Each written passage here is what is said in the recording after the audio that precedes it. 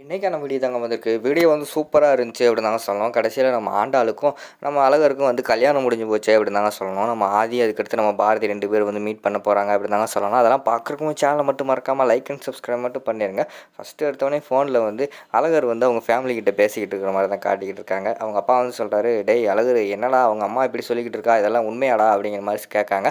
ஆமாப்பா அதெல்லாம் உண்மைதான், எனக்கு இன்னும் கொஞ்ச நேரத்தில் வந்து கல்யாணம் ஆக போகுது அப்படிங்கிற மாதிரி வந்து சொல்றாரு. டேய் என்னடா விளாடிக்கிட்டு நீ வந்து விளாண்டுக்கிட்டு இருக்கேன்னு நினச்சேன்டா, உண்மையாகவே சொல்லிக்கிட்டு இருக்கியாடா அப்படிங்கிற மாதிரி கேட்டவொடனேயும் உடனே அந்த அழகரோட தம்பி இருக்கார்ல, அவர் வந்து சொல்கிறார், அப்பா அதெல்லாம் கிடையாது, நான் சொல்கிறேன்ப்பா உண்மை என்னென்னு அப்படிங்கிற மாதிரி சொன்னவொடனே அங்கிட்டு வந்து நம்ம அழகர் வந்து மிரட்டுறாரு. டேய் உனக்கு ஒன்றும் தெரியாது, நீ பேசாம இருடா, என் வாழ்க்கையை நான் பார்த்துக்கிறேன், யாரும் எனக்கு ஒன்றும் தேவை கிடையாது அப்படிங்கிற மாதிரி சொல்கிறாங்க. உடனே வந்து நம்ம அழகரோட அப்பா வந்து சொல்கிறாரு, டேய் இப்போ நீ யாரையாவது ஒருத்தையும் மட்டும் கல்யாணம் பண்ணிட்டு வந்தேன்னு வச்சுக்கோமே, என் சொத்தில் உனக்கு ஒரு பங்கு கூட தரமாட்டேன்டா அப்படிங்கிற மாதிரி சொல்கிறாங்க. உங்கள் சொத்து யாருக்கு வேணும், நீங்களும் உங்கள் ஒய்ஃபும் வச்சுக்கோங்க, என் வாழ்க்கையை நான் பார்த்துக்கிறேன் அப்படின்னு சொல்லிட்டு ஃபோனை வந்து கோவத்தில் வந்து அழகர் வந்து கட் பண்ணிடுறாரு. அடுத்த சீனில் பார்த்தா டக்குன்னு மேரேஜ் சீன் மாதிரி காட்டிக்கிட்டு இருக்காங்க.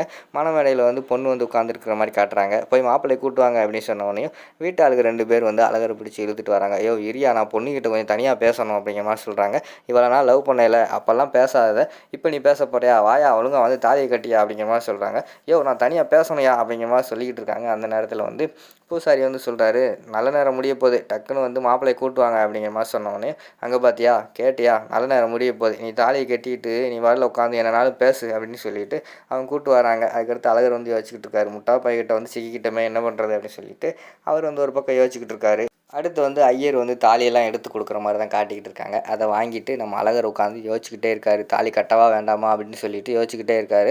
அதுக்கடுத்து கூட்டத்தில் உள்ள எல்லாருமே வந்து என்னையா யோசிச்சுக்கிட்டு இருக்க, தாலியை கட்டியா அப்படிங்கிற மாதிரி சொல்கிறாங்க. சரி என்ன பண்ணுறது, சிக்கிக்கிட்டமே அப்படின்னு சொல்லிட்டு தாலியை கட்டிடுறாரு. கட்டி முடித்த உடனே அவங்க 2 பேரும் நம்ம மாப்பிள்ளை பொண்ணு இருக்காங்கல்ல, அவங்க 2 பேர் வந்து கோயிலில் போய் சாமியெல்லாம் கும்பிட்டு வீட்டுக்கு வராங்க. வீட்டில் வந்து ஆரத்தி எடுத்து தானே வீட்டுக்குள்ளே கூப்பிட்டு போவாங்க.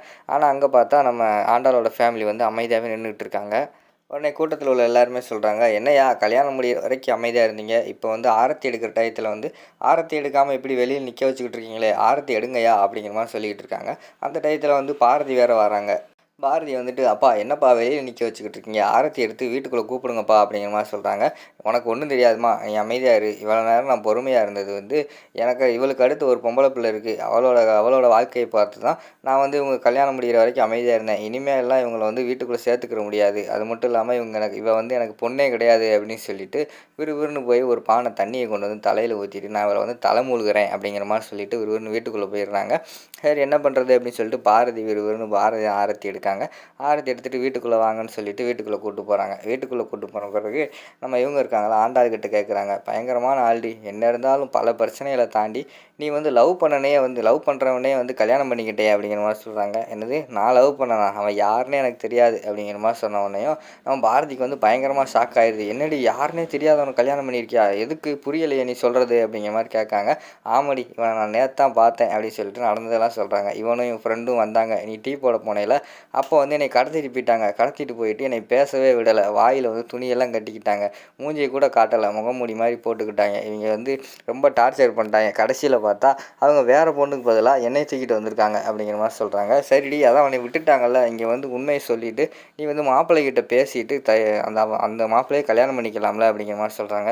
இல்லடி நான் அவங்க கல்யாணம் பண்ணாலும் மாப்பிள்ளை வீட்டுக்காரங்க ஒத்துக்குருவாங்கன்னு வச்சுக்கோங்க, நாளைக்கு எங்கேயாவது வெளியில் போனேன்னு வச்சுக்கோ, ஒரு 2 நிமிஷம் 3 நிமிஷம் லேட்டானா கூட நீ அவங்க கூட தான் போய் சுற்றிட்டு வந்தேன்னு சொல்லுவாங்க, எதுவும் பிரச்சனை வந்தால் கூட கல்யாணத்துக்கு முதல் நாள் நீ ஓடி போனவ தானே அப்படின்னு சொல்லிட்டு குத்தி குத்தி காட்டுவாங்க. அந்த நேரத்தில் வந்து என்னால் நிம்மதியாகவே வாழ முடியாது அப்படிங்கிற மாதிரி சொல்கிறாங்க. உடனே பாரதி வந்து சொல்கிறாங்க, அப்போ நிம்மதியாக வாழ முடியாதுன்னா இப்போ யாருன்னே தெரியாது இவனை போய் கல்யாணம் பண்ணிட்டு வந்திருக்கேன், இப்போ எப்படி நீ நிம்மதியாக வாழுவேன் அப்படிங்கிற மாதிரி கேட்குறாங்க. நான் நிம்மதியாக வாழ்கிறதுக்காக நான் அவனுக்கு கல்யாணம் பண்ணலை, அவனை பழி வாங்குறதுக்கு தான் கல்யாணம் பண்ணியிருக்கேன் அப்படிங்கிற மாதிரி சொல்கிறாங்க. ஆண்டாள் என்னடி சொல்கிற, பழி வாங்க போகிறேன் அப்படிங்கிற மாதிரி கேட்டவொடனே, ஆமாம் கடைசி நாள் கல்யாணம் அன்னைக்கு வந்து என்னை கடத்திட்டு போயிட்டாங்க, எங்கள் அப்பா வந்து இந்த வீட்டு மகாராணி என்னை சொல்லிக்கிட்டு இருந்தார், அவர் வாயாலே வந்து என்னை ஓடுகாலின்னு பேர் வாங்க வச்சிட்டாங்கல்ல, இவங்களை வந்து சும்மாவே விடக்கூடாது, இவங்களை பழி வாங்குறதுக்காக தான் நான் இப்படியெல்லாம் பண்ணேன் அப்படிங்கிற மாதிரி சொல்லிக்கிட்டு இருக்கிற மாதிரி காட்டுறாங்க. அடுத்த சீனில் வந்து அழகர் வெளியில் வந்து நின்று ஃபீல் பண்ணிக்கிட்டு இருக்காரு. அந்த இடத்துக்கு வந்து நம்ம பாரதி வந்து போகிறாங்க. பாரதி வந்து போனவுடனே, சொல்லுங்கள் உங்கள் ஃப்ரெண்டு என்ன பண்ணுறாங்க அப்படிங்கிற மாதிரி அழகர் கேட்காங்க. அவள் இருக்கா அப்படிங்கிற மாதிரி சொன்னோடனே, சாரிங்க நான் தெரியாமல் தான் அந்த தப்பு நடந்துச்சு, அதெல்லாம் சொல்கிறதுக்குள்ளே வந்து இப்படி கல்யாணத்தையே பண்ணி வச்சுட்டாங்க அப்படிங்கிற மாதிரி சொல்கிறாங்க. என்னங்க நீங்கள் தப்பு நடந்துச்சுன்னா வந்து சொல்கிறத விட்டுப்புட்டு இப்படியே அங்கே கல்யாணம் பண்ணுவீங்க அப்படிங்கிற மாதிரி பாரதி கேட்காங்க.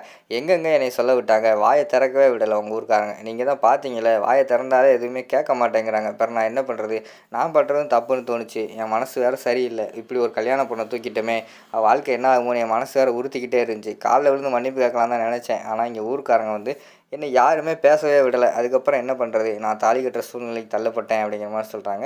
சரிங்க என்னை என்ன பண்ண போகிறீங்க, அவங்க அப்பா அம்மா வர சொல்லுங்கள் பேசுவோம் அப்படிங்கிற மாதிரி பாரதி சொல்கிறாங்க. ஐயோ எங்கள் அம்மாவும் எங்கள் அப்பா என் வீட்டுக்கே வராத, என்னை தலைமூழிக்கிட்டேன்னு சொல்லிட்டாங்க, இப்போ நான் என்ன பண்ணுறதுன்னு தெரியாமல் முழிச்சுக்கிட்டு இருக்கேன் அப்படிங்கிற மாதிரி சொல்கிறாங்க. அப்படியா சரி, இப்போ நான் வேணால் ஒரு ஐடியா சொல்லட்டுமா அப்படிங்கிற மாதிரி வந்து பாரதி கேட்காங்க.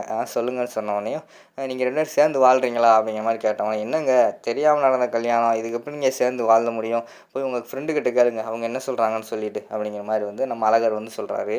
சரிங்க அவகிட்ட நான் போய் பேசுகிறேன் அப்படின்னு சொல்லிட்டு பாரதி போகிறாங்க. அந்த நேரத்தில் வந்து அழகர் வந்து, இந்தாங்க என் செல்ஃபோனில் சார்ஜ் இல்லை, தயவுசெய்து சார்ஜ் மட்டும் போட்டு கொடுங்கன்னு சொல்லிட்டு பாரதி கிட்ட கொடுக்காங்க. பாரதி போய் சார்ஜ் போடுறாங்க. அந்த நேரத்தில் பார்த்தா ஆதி வந்து கால் பண்ணுறாரு.